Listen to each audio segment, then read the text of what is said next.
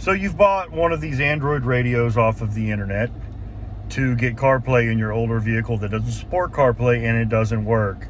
Well, that really pissed me off because I bought this specifically to get CarPlay in my truck here. So this is a 2018 Toyota Tundra, and the factory radio did not have CarPlay Android Auto. So I bought this radio specifically for that reason.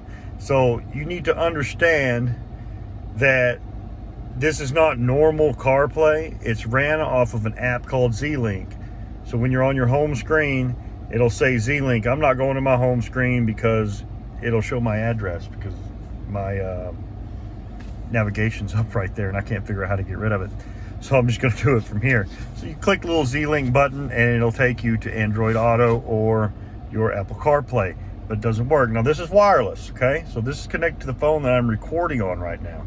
All right, so what it needs is two things. It needs a Bluetooth connection to your phone, so your phone needs to be connected via Bluetooth to this radio, and it needs an uninterrupted Wi-Fi signal. So you need to turn the Wi-Fi off on this radio. So I'm gonna scroll down, boom, and you have all this right here. There's your Bluetooth, there's your Wi-Fi signal. Turn that puppy off. If it's on and you're trying to connect to your cell phone or your house to get Wi-Fi to your radio, your CarPlay will not work.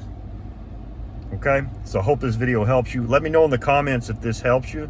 And if you like content like this, don't forget to like and subscribe.